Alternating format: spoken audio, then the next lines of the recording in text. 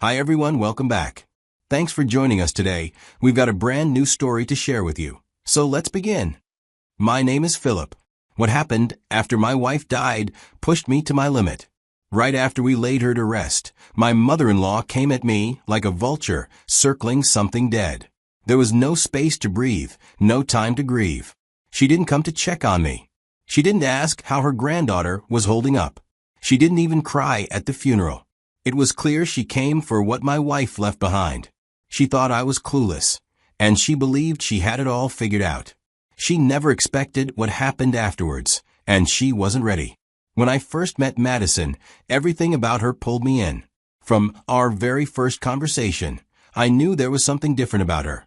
What really struck me, though, beyond how kind and smart she was her drive. Madison didn't just talk about big dreams, she chased them. At the time, she was still working in the corporate world, the kind of job most people cling to because of stability. But after we started dating, she said she was quitting because she had this idea for a business, and she believed in it enough to risk everything. Her kind of courage wasn't common. Now, that business didn't take off right away. There were months when nothing seemed to work, but she didn't give up. She would wake up early, go to sleep late, sometimes forget to eat, but never once complain. Most people would have burned out, but Madison almost seemed energized by the grind. I used to joke that she worked harder in 1 week than I did in a month. She just needed someone to believe in her. And I did. Watching her take that leap and struggle without bitterness made me respect her even more. It made me proud to be by her side. By the time we started having serious conversations about marriage, her business had already started picking up steam. She was making money and growing. Madison didn't need me to complete her. She chose me to walk beside her. And that meant everything to me. When I first started getting to know Madison on a deeper level, one thing stood out to me more and more: her family dynamics. That was complicated. She never really said much at first. Madison wasn't one to complain about her upbringing unless you asked directly, and even then, she'd brush it off with a smile like it didn't matter anymore. But I paid attention and listened between the lines. And over time, I came to understand a part of her that explained so much about why she was the way she was, why she worked so hard, why she never waited for approval, and why she never asked for help even when she clearly needed it.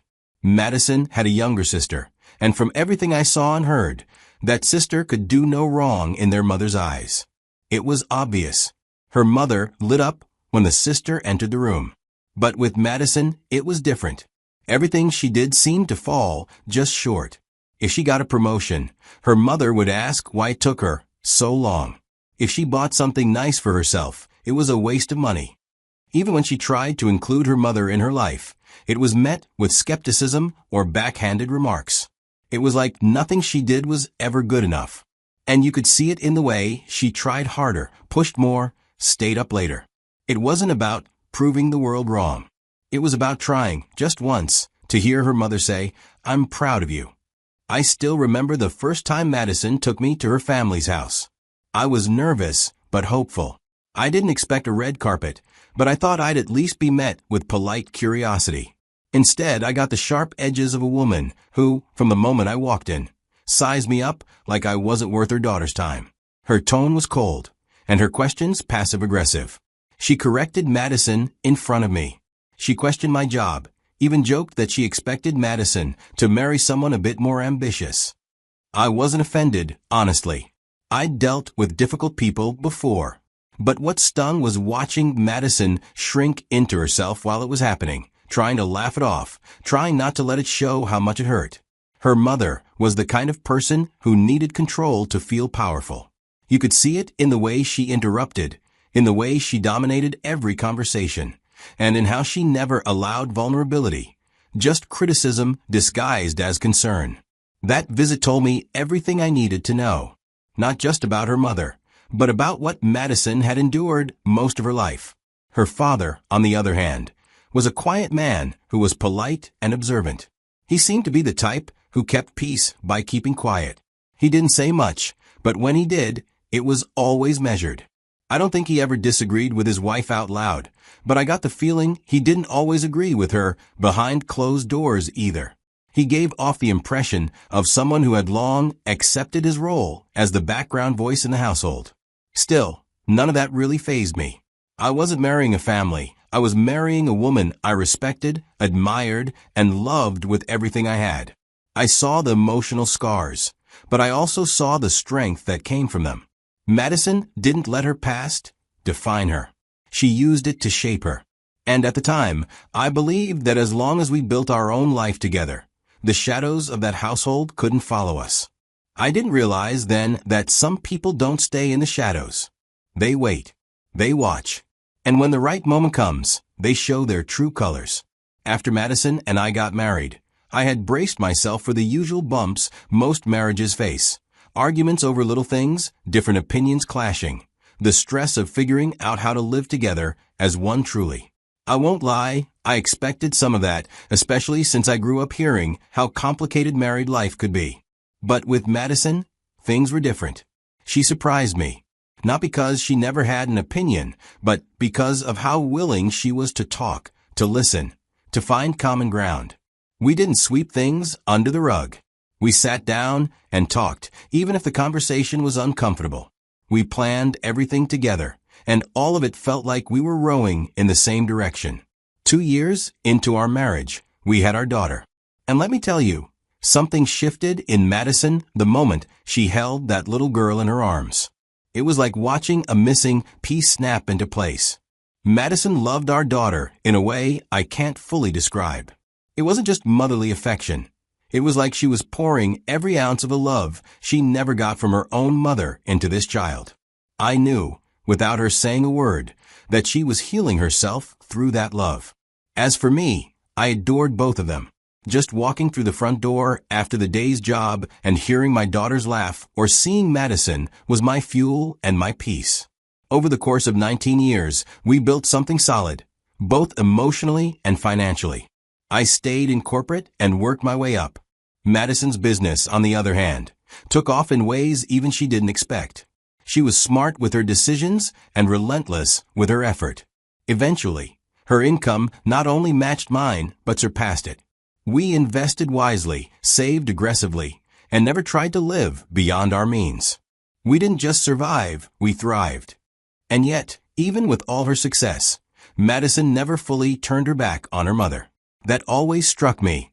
Despite how cold and dismissive her mother could be, Madison still found a way to help her out, paying for things here and there, sending her money when she needed it. Her mother rarely said thank you, and when she did, it sounded more like an obligation than gratitude. But Madison did it anyway, not for approval, but because it was who she was. That quiet generosity, even in the face of rejection, said more about her strength than any loud declaration ever could. Things didn't stay this way forever. A few weeks after our daughter had gone off to college, the house was quieter, and we were adjusting to a new rhythm. Then Madison got sick. She complained of bloating, discomfort, and fatigue. She had always brushed off symptoms like this as stress, or maybe her hormones being off for the longest. She'd always been strong, never one to panic or run to the hospital unless it was serious. So I had trusted her judgment, but this time it got worse. She started losing weight even though she was eating normally. There were days when she couldn't stand for long without holding onto something. I'd come home and see her lying on the couch with a tight smile on her face like she was trying to hide how uncomfortable she really was. But I could see it in her eyes. Something wasn't right. After enough pushing, she finally agreed to go in for a proper medical checkup. That's when the doctors found out she had ovarian cancer, which is at stage 4. I won't pretend I took it well. I was confused and scared. Madison tried to stay composed, but even she broke down when they started explaining how long it had likely gone undetected. The symptoms had been there. She just didn't know what they meant. She thought it was age, stress, or overwork. But it was cancer, and it had already spread. The doctors recommended immediate action. She needed surgery, first to remove as much of the tumor as possible, then multiple rounds of chemotherapy after that. That was the beginning of a long, painful road. We spent most of that year in and out of hospitals. She had surgeries, lost her hair, and was hooked up to IVs more days than I could count. I still had to show up to my job, But every day, I'd rush to the hospital afterward, sometimes spending the night in that tiny chair beside her bed. Our daughter came home when she could, which helped Madison emotionally, and my wife's father came around a lot, too. He was quiet, but dependable, never missed a weekend. A few other relatives trickled in here and there, offering help. But her mother and sister came just once. She showed up, sat at the edge of the bed like she was visiting a stranger, and left within an hour. No follow-up, no calls, no checking in. Madison never said much about it, but I saw what it did to her. After months of fighting, the treatment started to work. Slowly and painfully, Madison regained strength. Her appetite returned. Her blood counts improved. The scans showed progress. Watching her get back on her feet was like watching the sunrise after months of endless night. She was coming back to life. And when she felt strong enough, she went straight back to her business. That alone tells you the kind of woman she was. That recovery felt like a miracle. We knew the journey wasn't over, but for that moment, we were breathing again. It felt like God had given us back what we thought we were going to lose. A little over a year after we thought she had beaten cancer, it came back with no warning this time, and no slow build-up. The cough lingered too long, and her complaining about how tired she felt after doing something simple became constant. I tried not to panic, but the fear crept in before the diagnosis did. And when the results came back, it was exactly what we prayed we wouldn't hear again. The cancer had returned. She was hospitalized almost immediately. Everything got worse at a speed that made my head spin. Within months, she could barely walk without someone holding her up. The fatigue was brutal. She'd sleep for hours and still wake up looking like she hadn't closed her eyes in days. Pain became part of her daily life, and some nights I could hear her crying softly beside me, trying not to wake me. But I never slept. I heard every sound. Our daughter, bless her heart, came home as often as she could. She'd bring little things like flowers, her mom's favorite scented lotion, or old photos to make her smile. But she had school, and we both insisted she stay on track. So most days, it was just me and her. And I was okay with that. I became everything: the cook, the nurse, the driver, the cleaner, the listener, the one holding her hand when the medication made her dizzy or when she'd cry from frustration. Then one night, while I was helping her settle back into bed, she told me to take over the business. She said, "It's doing better than your job. We both know that. Don't let it fall apart now. Just do what I would do." I was scared. That business was her baby. But I agreed, and from then on, I kept her updated on everything. I ran it like she would, and she was proud. Even on days when she couldn't keep food down, she'd still ask how the warehouse was doing, or whether I followed up with the supplier she had warned me about. And I didn't just run the business, I took care of everything else. I cooked her bland meals to keep her stomach from reacting badly. I cleaned up after her, helped her in and out of the shower, and rubbed her back when the pain meds weren't enough. She never had to ask. I just did it. Because she was mine, and I wasn't going to let her carry this burden alone. Our daughter chipped in whenever she was home. She was torn as she wanted to be there full time, but we both knew she had a future to build. One day, her mother showed up, unannounced as always. She looked around like she expected to find a disaster. Instead of offering help or kindness, she took one look at how I was handling things and started criticizing everything.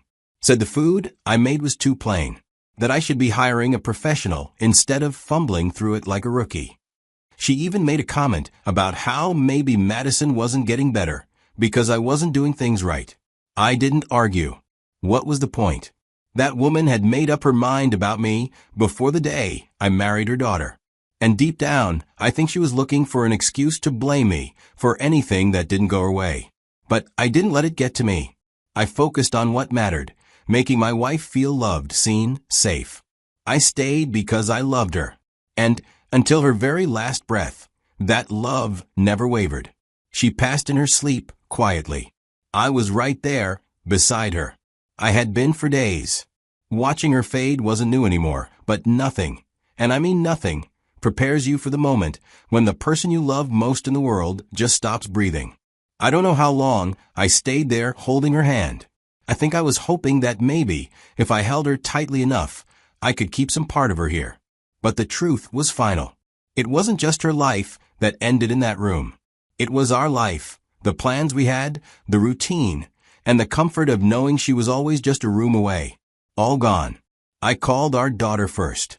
I barely managed the words. She dropped everything. When she got home later that day, she didn't say much. She just walked in, hugged me, and we cried. The funeral came a few days later.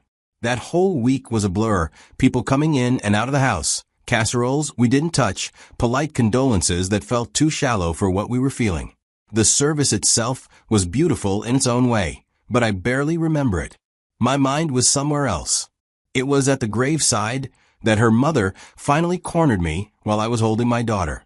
Not to comfort us, but to ask about my wife's things. Did she have insurance? Where are her savings kept? What about her jewelry? Those were her exact words. I just stared at her, without a word leaving my mouth. Because what do you even say to something like that? I wasn't about to turn a funeral into a screaming match. She waited for a response, didn't get one, and that's when she leaned in slightly and said, "I'll fight you for everything." Then she turned and walked away. A week after Madison passed, the lawyer called me and our daughter to schedule the reading of her will. It felt too soon, honestly. But before we met with the lawyer, I asked him to call Madison's mother too. I figured she deserved to hear whatever was in the will directly, even if deep down, I wasn't sure what to expect from her. At that point, I had no idea what Madison had written in the will. We'd never talked about it in detail, maybe because part of me didn't want to accept that we needed to. But I should have known she'd think ahead. She always did, especially when it came to protecting the people she loved. When her mother arrived at the house, she just strolled in like someone who was about to take possession of something. I remember her eyes scanning the living room. It was like she'd been told to come and collect. The lawyer didn't waste time. He opened the file, took a deep breath, and explained that Madison had updated her just weeks before she died. He said it was done in full awareness, in the presence of all the legal witnesses necessary to validate the document. She had gone out of her way to make sure there would be no loopholes or confusion. The lawyer read that Madison had named me, and only me, as the sole beneficiary of everything she owned. Her business, her shares, her savings, her jewelry, even the house. There wasn't a single line in the will that included her mother. And then the lawyer pulled out a handwritten note she'd added. Just one sentence. "I know what Mom is like. Protect yourself." Those words hit me hard because she knew. It was like she saw this coming. She didn't want her mother twisting anything once she was gone. Across the room, her mother sat completely still. At first, she didn't say a word. Her eyes darted from the lawyer's face to the will in his hands, then to me, and back again. Then, when she finally opened her mouth, it was to accuse. She said Madison couldn't have known what she was doing, that she must have been medicated, that I manipulated her, that I pressured her into cutting her family out. Then she looked at me and called me greedy and selfish, said she would fight me everywhere, and that this wasn't over. But what she didn't understand or accept was that I didn't even know what was in that will until the lawyer read it out loud. And even if I had, there was no way I could have influenced Madison.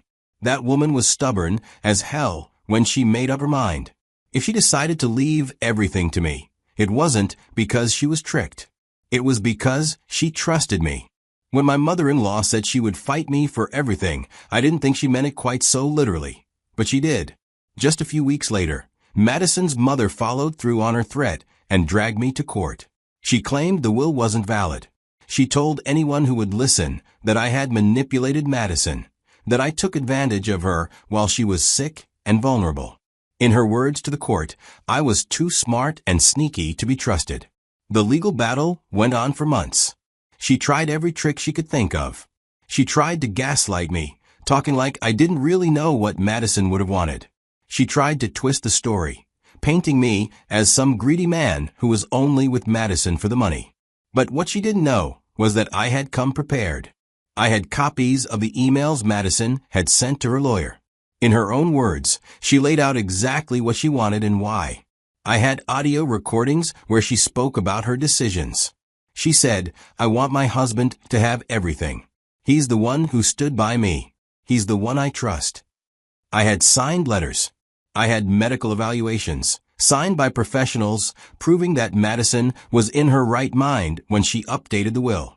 Everything was done legally. So when her mother claimed in court that Madison was too sick to know what she was doing, the evidence said otherwise. She embarrassed herself in that courtroom, and the judge saw through all of it. He asked her a simple question. "Where were you when your daughter was fighting for her life?" She didn't have an answer. He scolded her, firmly. Then he dismissed the case. After that ruling, she vanished. That was the last time I ever saw her. Maybe she finally realized that this wasn't some fight she could win. Not with manipulation, not with lies, and definitely not by bullying the one person her daughter trusted most. With all that behind me, I turned my focus to what mattered. My daughter. She was close to graduating from college, and I knew she needed me to be steady. I was determined to make sure she didn't lose both parents, even if one of them was now only with us in memory. Everything Madison had built, I protected and cherished it because it was hers. She trusted me to stand my ground. And I did. Thank you for watching.